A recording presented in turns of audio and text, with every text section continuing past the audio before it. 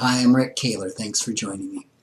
I believe strongly in the value of financial planning and of working with a fiduciary planner who acts in your best interests. However, a planner is not necessarily the only money professional you may need to maintain financial wellness. In many ways, a planner is similar to a primary care physician.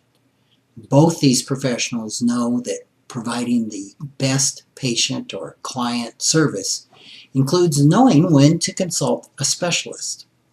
When you see your doctor for an annual physical, the main purpose is to evaluate your health and to find any potential problems before they become irreversible or life-threatening.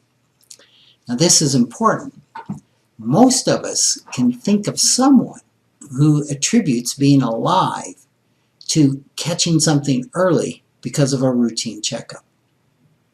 While primary care physicians are skilled at diagnosing and treating a lot of conditions, they are also trained to recognize health concerns that are beyond their areas of expertise. In these cases, they will often refer patients to an appropriate specialist for further treatment.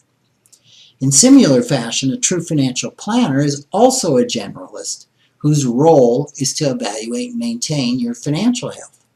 This includes diagnosing financial threats and potential threats. While the financial planner can address some of these conditions, others require referrals to specialists.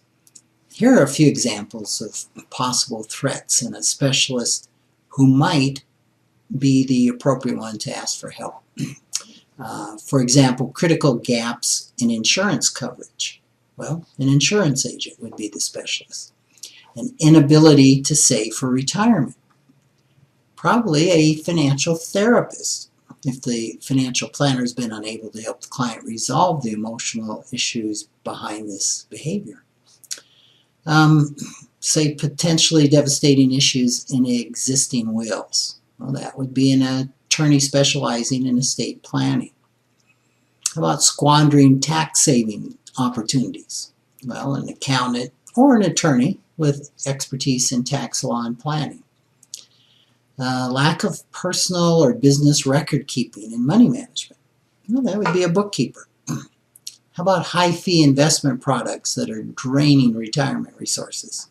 Well, this most often would be dealt with by the financial planner, or if they didn't do investment advising, by an investment advisor. One of the many differences between doctors and financial planners is that most patients don't have previous relationships with specialists. So primary care physicians often control the referrals that they make. However, people often wait until they're in their 30s or 40s to engage a financial planner. This means that they're probably likely to have existing relationships with attorneys, accountants, and insurance agents. When a financial issue needing a specialist comes up, then, it's common to assume that one of the professionals you already know is the right person to deal with it. This may or may not be the case. For example, the attorney who handled your divorce or drafted your will is not necessarily an expert on real estate law or asset protection. Not every accountant understands the tax planning inherent in spendthrift trusts or life estates. It's often a better idea if your financial planner recommends getting help from a specialist to ask for a recommendation to someone who has the necessary expertise. It might also be appropriate to ask for a recommendation from a current professional, such as your attorney or your accountant. They may be glad to help for two reasons. One, your relationship with them doesn't need to end because you engage a different professional whose particular skills you need. Two, they may well prefer not to take on a matter that's outside of their usual areas of expertise when a specialist in their particular specialty would be a better choice. Keep in mind as well that it's your financial health that's at stake here.